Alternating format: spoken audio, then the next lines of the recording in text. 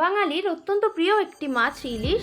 তো আজকে আমি ইলিশ দিয়ে আলু বেগুনের ঝোল করে দেখাবো। তো বন্ধুরা, ভিডিওটি স্কিপ না করে পুরোপুরি দেখার অনুরোধ রইল। তো এখানে আমি নিয়ে নিয়েছি বেগুন আর আলু। এগুলোকে কিন্তু আমি ধুয়ে পরিষ্কার করে নেব আর ছোট ছোট করে টুকরো করে নেব। তো দেখুন বন্ধুরা, আমার আলু আর বেগুন কিন্তু কাটা হয়ে গেছে। এইবারে আমি ইলিশ মাছটাও কিন্তু কেটে পরিষ্কার করে নিয়েছি। এবার এর মধ্যে দিয়ে দেবো আমি পরিমাণ মতন হলুদ গুঁড়ো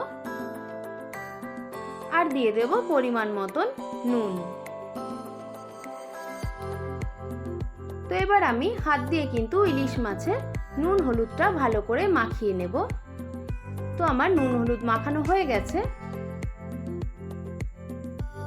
তো এখন আমি গ্যাসে একটা কড়াই বসিয়ে দিয়েছি।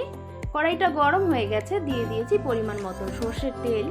এবারে কিন্তু আমি নুন হলুদ মাখানো ইলিশ মাছগুলো সমস্ত ছেড়ে দেব। তো বন্ধুরা, আমার কিন্তু ওপিঠ ভাজা হয়ে গেছে। এবারে কিন্তু আমি মাছটাকে উল্টে দেব। তো বন্ধুরা, খুবই সহজেই কিন্তু রান্না হয়ে যায় আর খুব তাড়াতাড়ি হয়ে যায়। তো অবশ্যই একবার বাড়িতে ট্রাই করার অনুরোধ রইল।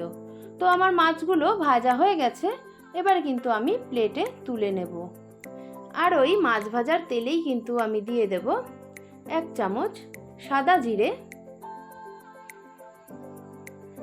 তো জিরেটা ভাজা হয়ে গেলে কিন্তু আমি ধুয়ে কেটে পরিষ্কার করে রাখা আলুগুলো ছেড়ে দেব।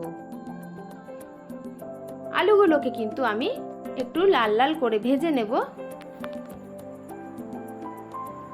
তো বন্ধুরা, আমার কিন্তু আলু ভাজা হয়ে গেছে। আমি এবার তুলে নেব। আর ওই তেলেই কিন্তু আমি বেগুনগুলোও দিয়ে দেব। একইভাবে কিন্তু আমি বেগুনগুলো ভেজে নেব। তো বন্ধুরা, আমার কিন্তু বেগুনগুলো ভাজা হয়ে গেছে। এবার কিন্তু আমি বেগুনগুলোকেও তুলে নেব। এবার কড়াইয়ে আমি দিয়ে দেব 1 চামচ মতন সাদা জিরে। এটাকে কিন্তু আমি নেড়ে চেড়ে একটু ভেজে নেব।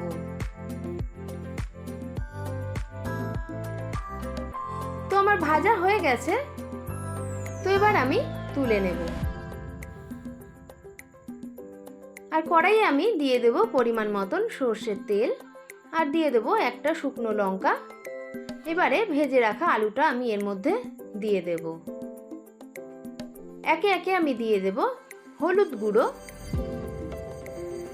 আর দিয়ে দেব পরিমাণ মতন নুন।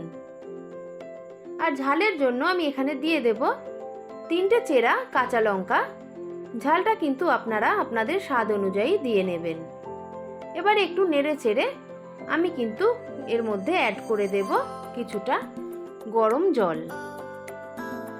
এবার আমি ফুটতে দেব। ফুটে এসেছে। এবারে কিন্তু আমি ভেজে রাখা বেগুনগুলো দিয়ে দেব আর রান্না করব ততক্ষণ যতক্ষণ না পর্যন্ত আলু আর বেগুনটা সেদ্ধ হয়ে যায়।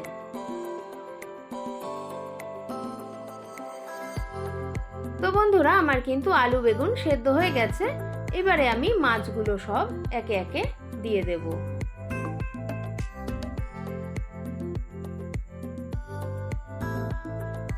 একটু নেড়ে চেড়ে দেব আর কিন্তু একটু রান্না করে নেব।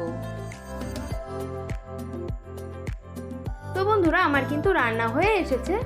এই পর্যায়ে আমি কিন্তু যে জিরেটা ভেজে রেখেছিলাম সেটা আমি গুঁড়ো করে নিয়েছি, সেটা এর মধ্যে দিয়ে দেব। খুন্তি দিয়ে একটু মিশিয়ে নেব। এবারে কিন্তু আমি গ্যাসটাকে বন্ধ করে দেব। তো বন্ধুরা, তৈরি হয়ে গেল আমার বেগুন আলু দিয়ে ইলিশ মাছ। তো রেসিপিটা যদি ভালো লাগে অবশ্যই একটা লাইক কমেন্ট করে দেবেন।